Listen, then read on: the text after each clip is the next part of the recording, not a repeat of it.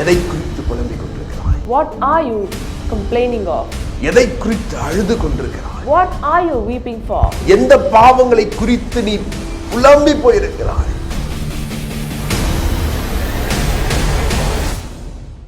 சாத்தியமற்றவைகளை சாத்தியமாக்கும் இயேசு கிறிஸ்துவின் இனியற்ற நாமத்தில் உங்கள் ஒவ்வொரு பேரையும் இந்த நிகழ்ச்சிக்கு வாழ்த்தி வரவேற்கிறோம். We greet you all in the name of Jesus, who can turn all your impossibilities into possibilities. இன்றைக்கும் இந்த நிகழ்ச்சியின் வழியாக நேரடியாக உங்கள் வீடுகளிலே உங்களை சந்திப்பதிலே பெருமகிழ்ச்சி அடைகிறோம். It's a great joy for us to meet you at your homes today through this program. எல்லாம் கர்த்தருக்குள் நல்லா இருக்கீங்க நான் விசுவாசிக்கிறேன். I believe all of you are doing well in the Lord. இந்த லாக்டவுன் நாட்கள் தொடர்ந்து கொண்டே இருக்கிறது. The days of lockdown are continuing. ஆனாலும் கர்த்தருடைய நாமம் இந்த லாக்டவுன் சூழ்நிலைகளிலும் தேவனுடைய நாமம் மகிமைப்படும் என்பதில் எந்த விதமான சந்தேகமும் இல்லை. But there is no doubt that the name of the Lord will be glorified even in these days of lockdown. வேதவசனம் சொல்லுகிறது சத்ருவானவன் தீமைக்காய் கொண்டு வருவதை தேவன் நன்மையாய் மாற்றுவாராம். The word of the Lord says, what the enemy has meant for evil, God will turn it out to be good. கடந்த நாட்களில் எங்களுடைய நிகழ்ச்சியை கண்டு அநேக பேர் உங்களுடைய சாட்சிகளை பதிவு செய்து கொண்டிருக்கிறீர்கள். அதற்காக நான் கர்த்தருக்கு நன்றி செலுத்துகிறேன். Last days, all of you who have watched this program have called us and have shared all of your testimonies, and I thank the Lord for that. கர்த்தர் தாமே உங்களை ஆசீர்வதிப்பாராக. May the Lord bless you. தொடர்ந்து angel டிவிக்காகவும் சாது ஐயாவுக்காகவும் உங்களுடைய தனிப்பட்ட ஜெபத்திலே ஜெபித்துக் கொள்ளுங்கள். Please continue to pray for Angel TV and dear Sadhu Ayya. அது மாத்திரமில்லாமல் எங்களுடைய ஊழியங்களுக்காகவும் எங்களுடைய சபைகளுக்காகவும் நீங்கள் ஜெபிக்க மறந்து விடாதீர்கள். Also, do not forget to pray for our ministries and our churches. கடந்த வாரத்திலே நாம் இயேசு கிறிஸ்து உயிரோடு எழுந்து அவர் பேசின 7 முக்கிய குறிப்புகளை குறித்து நாம் பார்த்து கொண்டிருக்கிறோம். During the last days, we were meditating on the 7 words of Jesus after his resurrection. நான் முன்பாகவே சொல்லியிருந்தேன், மரிக்கும் பொழுது இயேசு கிறிஸ்து பேசும் பொழுது அவர் 7 வார்த்தைகளை பேசினார். அதை காலகாலமாய் நாம் அதிலே அதிகமாக அதை குறித்து கற்றுக்கொண்டு வருகிறோம். அந்த இயேசு கிறிஸ்து மரிக்கும் பொழுது பேசின வார்த்தைக்கே இவ்வளவு வல்லமை இருக்கும் என்றால் கர்த்தர் உயிரோடு எழுந்து அதே வல்லமையோடு பேசின வார்த்தைக்கு இவ்வளவு வல்லமை இருக்கும். From time to time, we have been meditating on the 7 words of Jesus on the cross. If those words were so powerful, then how much more powerful are the words of Jesus after the resurrection? இயேசு கிறிஸ்து உயிரோடு எழுந்து பேசின வார்த்தைகளுக்கு வல்லமை உண்டு. The words of Jesus after his resurrection are powerful. ஏனென்றால் அவர் உயிர்த்தெழுந்த அதே வல்லமையோடு நமக்கு அந்த வல்லமையை தருவதற்காக தேவன் இந்த வார்த்தைகளை பேசினார். Because he rose up from the dead and with the same resurrection power, he spoke those words to us. யோவான் எழுதின சுவிசேஷம் 20ஆம் அதிகாரத்திலே இயேசு கிறிஸ்து உயிரோடு எழுந்தவுடனேயே அவர் பேசின முதல் வார்த்தை குறித்து கடந்த வாரத்திலே நாம் பார்த்தோம். Last week we saw about the first word of Jesus after his resurrection in John chapter 20. ஸ்திரீயே ஏன் அழுகிறாய், யாரை தேடுகிறாய் என்கிற வார்த்தை. Women, why are you weeping? Whom are you seeking for? அந்த வார்த்தையை குறித்ததான காரியங்களை நாம் கடந்த வாரத்திலே பார்த்தோம். We saw about those words during the past days. இன்றைக்கு இரண்டாவது வார்த்தையை நாம் பார்க்க போகிறோம். Today we will be meditating on the second word. வாசிப்போம் யோவான் எழுதின சுவிசேஷம் 20ஆம் அதிகாரம் 16வது வசனம். Let's read John chapter 20 verse 16. இயேசு அவளை நோக்கி மரியாளே என்றார். அவள் திரும்பி பார்த்து ரபூனி என்றால் அதற்கு போதகரே என்று அர்த்தமாம். Jesus said to her, Mary.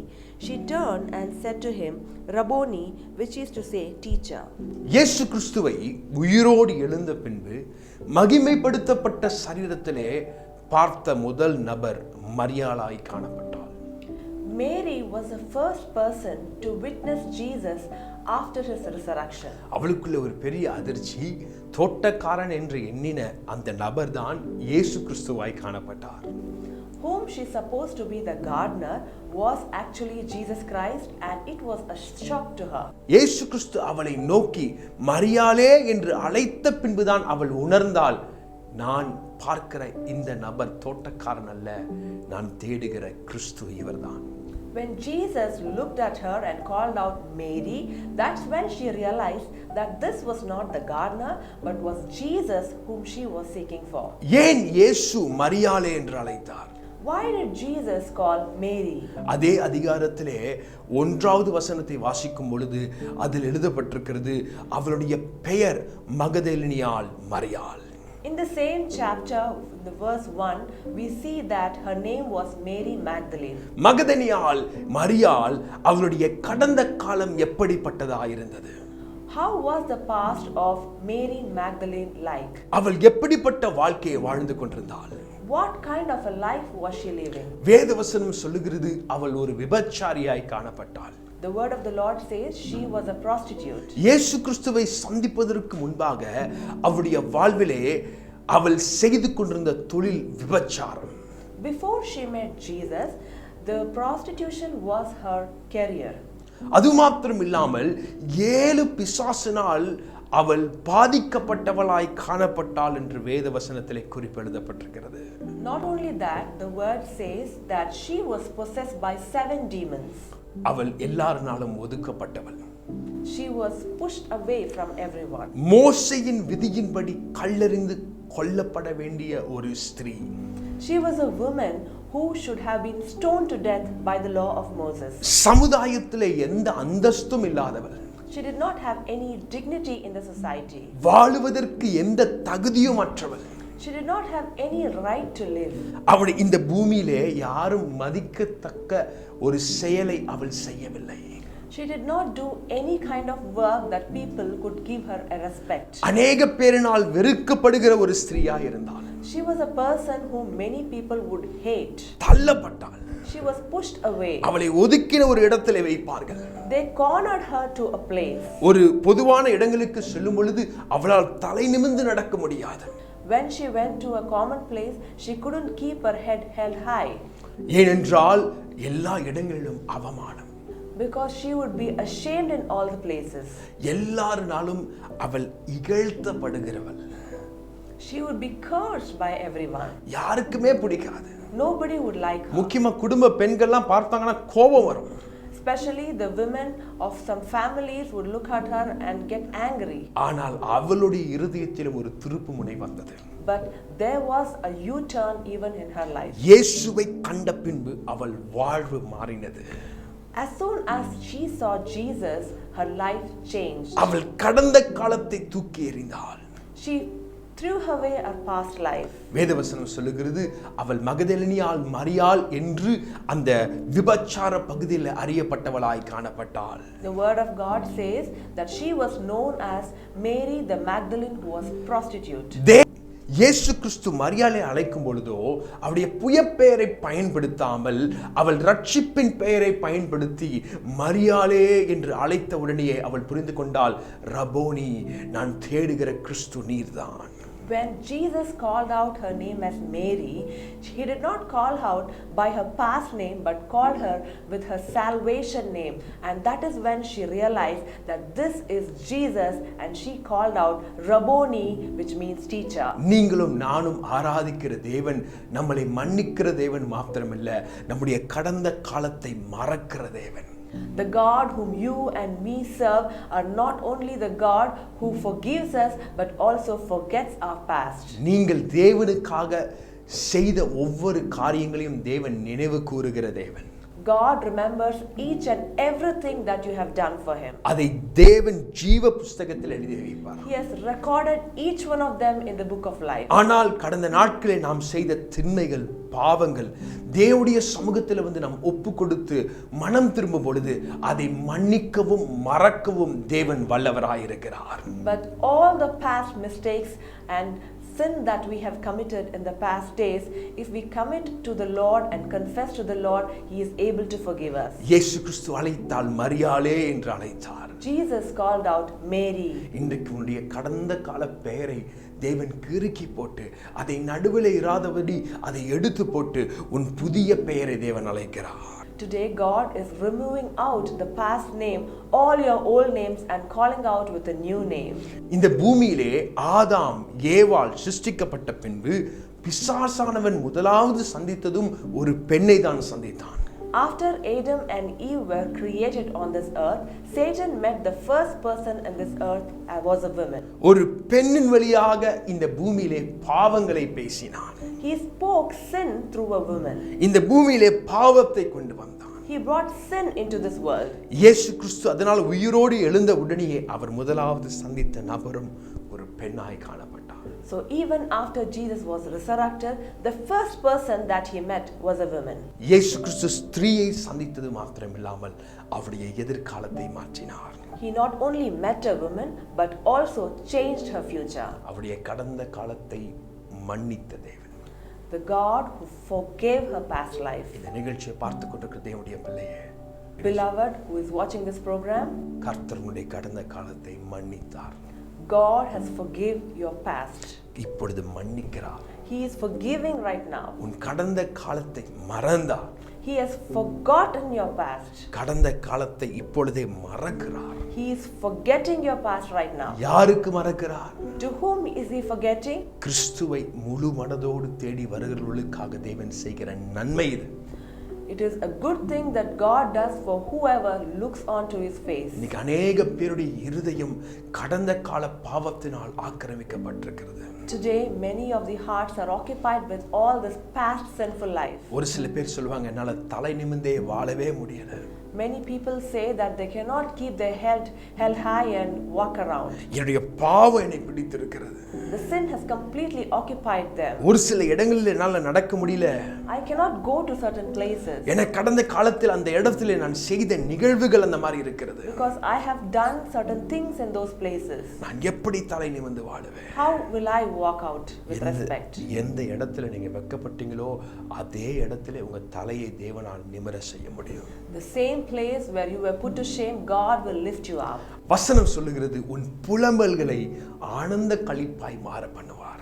The word says God will turn all your mourning into dancing. உன் புலம்பலை ஆனந்த களிப்பாய் மாற பண்ணுவார். He will turn all your mourning into dancing. எதை குறித்து புலம்பிக் கொண்டிருக்கிறாய்? What are you thinking of and mourning? கடந்த காலத்தை குறித்து புலம்பிக் கொண்டிருக்கீங்களா? Are you mourning thinking of your past life? உங்க கடந்த கால பொருளாதார நிலைமையை குறித்து புலம்பிக் கொண்டிருக்கிறீர்களா? Are you mourning thinking of your past financial situation? இப்ப இருக்கிற நிலைமையை குறித்து புலம்பிக் கொண்டிருக்கிறீங்களா? Are you mourning thinking of your current situation? எதை குறித்து புலம்பிக் கொண்டிருக்கிறாய்? What are you thinking of and mourning? மரியாளே என்று அழைத்த உடனே அவள் எதை குறித்து புலம்பிக் கொண்டிருந்தாலோ அதை ஆனந்த களிப்பாய் தேவன் மாற பண்ணினார். As soon as Jesus called out Mary, God turned all her mourning into dancing. ஒரு வார்த்தை அழுகையின் வார்த்தையாய் வந்தது. இயேசு கிறிஸ்துவின் வார்த்தை வந்த பின்பு அது மகிழ்ச்சியின் வார்த்தையாய் மாறினது. The first word that came out was a word of pain, but when Jesus replied back, the next word was a sound of joy. இன்றைக்கு இந்த நிகழ்ச்சியின் வழியாக தேவன் உங்களுடைய பெயர்களை அளிக்கிறார். Today through this program, God is calling out your name. நீங்கள் அழைக்கப்பட்டவர்கள். You have called. நீங்கள் தெரிந்தெடுக்கப்பட்டவர்கள். You have been chosen. மரியாளை தேவன் அழைத்தார். God called Mary.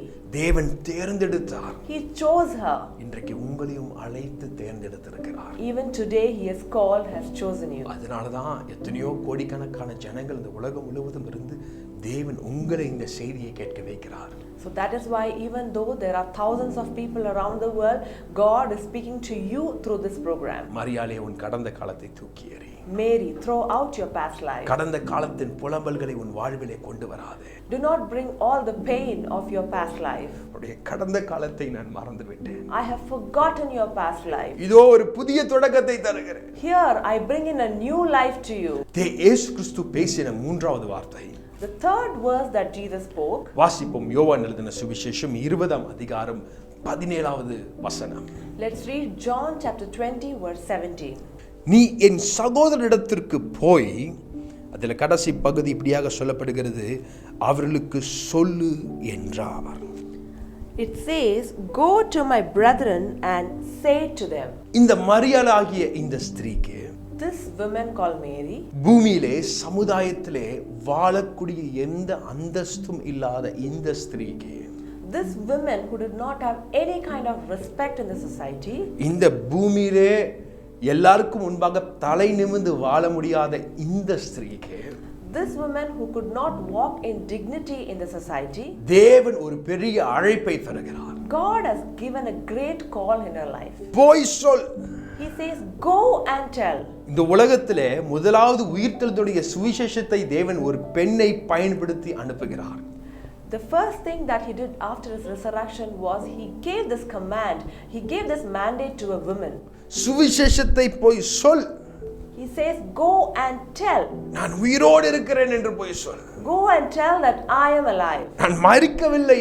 I did not die. நான் மரித்தேன். I had died. ஆனால் இதோ சதா காலம் உயிரோடு இருக்கிறேன். But here I am alive forevermore. போய் சொல்.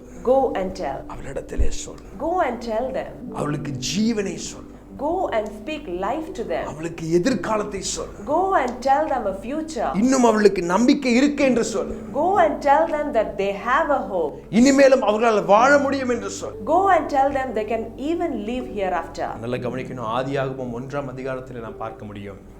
In Genesis chapter 1 we can see, அந்த 1ஆம் அதிகாரத்திலிருந்து நீங்கள் வாசிக்கும் பொழுது நீங்கள் பார்க்க முடியும், அந்த இடத்திலே சத்துருவானவன் ஸ்திரீயை பயன்படுத்தி இந்த பூமியிலே ஒரு சாபத்தை பேசினான். there we read that the evil one Satan used a woman and brought curse into this world. ஏவாளை பயன்படுத்தி சத்துருவானன் சொல்லுகிறான், போய் சொல், நீ போய் இந்த நாசத்தை சொல், சாபத்தை சொல், மரணத்தை சொல் என்று ஒரு பெண்ணை பயன்படுத்தி அனுப்பினான். He used a woman and told her to go and tell the curse, go and tell death, go and tell sickness to this world. ஒரு பெண்ணை வஞ்சித்து இந்த பூமியிலே பாவத்தை பிரகடனப்படுத்தினான். He deceived a woman and brought sin into this world. ஆனால் அதே பெண்ணை பயன்படுத்தி தேவன் இந்த பூமியிலே ஜீவனை கொண்டு வந்தார். But God used the same woman and brought life into this world. மரணத்தை மேற்கொண்டு, He overcame death. பாதாளத்தை மேற்கொண்டு, He overcame hell. ஜீவனை பேசுவதற்காக ஒரு பெண்ணை அனுப்பினார். And he sent a woman to speak life. இன்றைக்கு உங்களுடைய வாழ்விலே ஜீவன். Today there is a life in your life. இயேசு கிறிஸ்து பேசின 4வது வார்த்தை. The fourth word that Jesus spoke. வாசிப்போம். யோவான் எழுதின சுவிசேஷம் 20ஆம் அதிகாரம் 19வது வசனம். Let's read John chapter 20 verse 19. இயேசு வந்து நடுவே நின்று உங்களுக்கு சமாதானம் என்றார். Jesus came and stood in the midst and said to them, peace be with you. இன்னைக்கு अनेक பேர் சமாதானத்தை இழந்து போயிருக்கிறீர்கள். Today many of you have lost your peace. இயேசு கிறிஸ்து உயிரோடு எழுந்து பேசின 4வது வார்த்தை உங்களுக்கு முன்பாக வைக்கிறார். God is placing this fourth word that he spoke after his resurrection. இன்றைக்கு உங்களுக்கு சமாதானம். Peace be with you today. இன்னைக்கு சமாதானத்தை இழந்து போயிருக்கிறீர்களா? Have you lost your peace today? ஐயோ, என் வேலையை குறித்து நான் என்ன பண்ணுவேன்? Oh, what will I do regarding my job? இந்த என்னுடைய எதிர்காலத்தை குறித்து நான் என்ன பண்ணுவேன்? What will I do regarding my future? இனி எனக்கு வேலை கிடைக்குமானே தெரியலையே. Will I get a job hereafter? இனி வருமானத்திற்கு நாங்கள் என்ன செய்வோம்? What will we do for our income? என் பிள்ளைகளுடைய படிப்புக்கு நாங்கள் என்ன செய்வோம்? What will we do for our kids' studies? இனி எதிர்காலம் எப்படி இருக்க போகிறது? How will my future look like? என் வியாபாரமே இடிந்து போன நிலைமையில் இருக்கிறது. All my business have gone down. நான் என் வேலையை இழந்து விடுவேனோ? Will I lose my job? என்கிற பயத்தோடு இருக்கும் தேவனுடைய பிள்ளையே, Dear children who are going through such kind of fear, இன்றைக்கு தேவன் சொல்லுகிறார், உனக்கு சமாதானம். today God is telling you that peace be with you. உலகம் கொடுக்கிற சமாதானம் அல்ல. It's not the peace that the world gives you. கிறிஸ்துவுக்குள் இருந்து அதே சமாதானத்தை உங்கள் மேல வைக்கிறாராம். But he gives the same peace that was in Christ. நான் இந்த வார்த்தையை பேசும்பொழுது என் ஆவியிலே உணர்கிறேன், அநேக பேருடைய இருதயம் சமாதானத்தினால் நிரப்பப்படுவதை.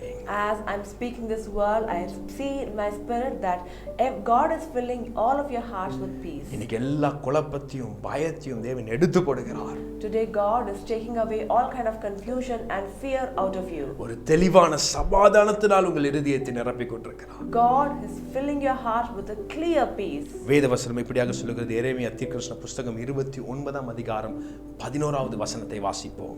Let's read Jeremiah chapter 29 verse 11. நீங்கள் எதிர்பார்த்திருக்கும் முடிவை உங்களுக்கு கொடுக்கும்படி நான் உங்கள் பேரில் நினைத்திருக்கிற நினைவுகளை அறிவேன் என்று கர்த்தர் சொல்லுகிறார். அவைகள் தீமைக்கல்ல, சமாதானத்திற்கு ஏதுவான நினைவுகளே. For I know the thoughts that I think towards you, says the Lord, thoughts of peace, not of evil, to give you a future and a hope. உங்களுக்கு சமாதானத்தை குறித்ததான திட்டங்களை தேவன் வைத்திருக்கிறார். God has plans of peace to you. ஒரு வியாபாரத்தை தொடங்கும் பொழுது அதற்குண்டான திட்டங்களை வைப்பார்கள். When a person starts a business, first he lays out a plan. ஒரு தாய் தகப்பனார் தன்னுடைய குழந்தையை பெற்றெடுக்கும் பொழுது அந்த குழந்தையை குறித்ததான சில திட்டங்களை வைப்பார்கள். When a parent has a child, they will have a plan about the child. இன்னைக்கு ஆண்டவர் சொல்லுகிறார் இந்த வசனத்தின் வழியாக உங்களுக்கும் தேவன் அப்படிப்பட்ட ஒரு திட்டத்தை வச்சிருக்கிறார். The word speaks through this word that God has plans even for you. இன்னைக்கு உங்களை சுற்றி லாக்டவுன் நடந்து கொண்டிருக்கலாம். ஆனால் ஆண்டவர் சொல்கிறாரு இந்த லாக்டவுன் மத்தியிலும் உன்னை குறித்ததான ஒரு திட்டத்தை நான் வைத்திருக்கிறேன். There might be lockdown around you, but God says, even in this lockdown, I have plans for you. உலகத்துடைய பொருளாதாரம் வீழ்ச்சி அடைந்து கொண்டிருக்கலாம். ஆனால் இந்த வீழ்ச்சிக்குள்ளே தேவன் உங்களுக்கான ஒரு திட்டத்தை வைத்திருக்கிறார். The world's economy might be falling down, but even in this fall, God has a plan for you. கர்த்தருடைய திட்டத்தை யாராலையும் தடை செய்ய முடியாது.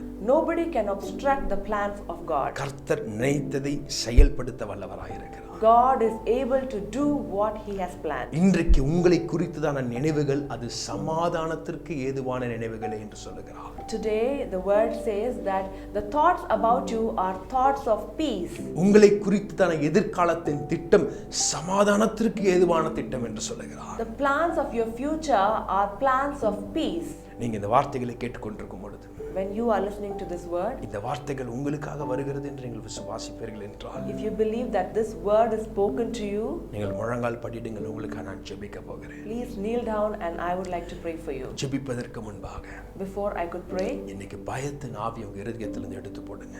take out all the fear out of your hearts. அநேக பேருடைய இருதயத்தை மரண பயம் ஆக்கிரமித்துக் கொண்டிருப்பதை என் ஆவியிலே காண்கிறேன். I see in my spirit that the fear has occupied many of the hearts. நான் மரித்து விடுவேனோ, Will I die? இந்த நோயினால் மரித்து விடுவேனோ, Will I die of the sickness? இந்த கொள்ளை நோய் என் வீட்டிற்குள்ளேயும் வந்து விடுமோ, Will this pandemic disease come into my house as N well? பிள்ளைகளையும் ஆக்கிரமித்து விடுவோமோ Will it affect my children? என்கிற வேதனையோடு இருக்கும் தேவனுடைய பிள்ளையே, The children of God who are going through all such kind of doubts, இன்றைக்கு தேவன் சொல்லுகிறார், today God tells you, உங்களுக்கு சமாதானம், peace be with you. உங்களுக்கு சமாதானம், Peace be with you. உலகம் கொடுக்கும் சமாதானம் அல்ல, Not the peace that the world gives you. என்னுடைய சமாதானத்தை நான் வைத்து போகிறேன். I give you my peace. கண்களை மூடி நாம் ஜெபிப்போம். Let's close our eyes and pray. பரிசுத்தமுள்ள நல்ல பிதாவே, உமக்கு கொடான கோடி நன்றிகளை நாங்கள் செலுத்துகிறோம். Heavenly Father, we thank and praise your name. இன்றைக்கு இந்த நிகழ்ச்சியை பார்த்து கொண்டிருக்கிற ஒவ்வொரு பேர் மீதும் தேவனுடைய சமாதானத்தை நீர் வைப்பதற்காக நன்றி. Thank you, Lord, for your giving your peace to whoever is watching this program. இன்றைக்கு 3 பகுதியின் வழியாக எங்களோடு கூட பேசினீர். You spoke to us through 3 different things today. முதலாவது சொன்னீர், எங்களுடைய கடந்த காலத்தை நீர் மன்னித்து மறந்து விட்டீர் என்று சொன்னீர். In the beginning, you told us that you have forgotten and forgiven our past. அது மாத்திரமில்லாமல் எங்களுக்காக ஒரு பெரிய அழைப்பை கொடுத்து உம்முடைய சுவிசேஷத்தை பேசும்படி அனுப்புகிறீர். It's not only that, but you have chosen us and have called us to declare your name. அதே நேரத்தில் அநேக பேருடைய இருதயத்தை நீர் உம்முடைய சமாதானத்தினால் நிரப்பிக் கொண்டிருக்கிறீர். At the same time, you are filling the hearts of people with your peace. அதற்காக உமக்கு கொடான கோடி நன்றிகளை செலுத்துகிறேன். Thank and praise you for that, O Father. நோயின் ஆதிக்கங்கள் இயேசுவின் நாமத்தினாலே அதமாக்கப்படுவதாக. Let every sickness be removed in the name of Jesus. எல்லா பயமும் இயேசுவின் நாமத்தினாலே விலகுவதாக. Every kind of fear, let it leave in the name of Jesus. எல்லா ஜலதோஷங்கள், எல்லா இருமல்கள் இயேசுவின் நாமத்தினாலே விலகுவதாக. Every kind of cold and cough, let it leave in the name of Jesus. இப்பொழுதே சுகமளிக்கும் வல்லமை இறங்குவதற்காக நன்றி. Lord, thank you, Father, for your sending in your healing power right now. பிள்ளைகளுடைய நாடி நரம்புகளுக்குள்ள இயேசுவின் ரத்தம் பாய்வதாக.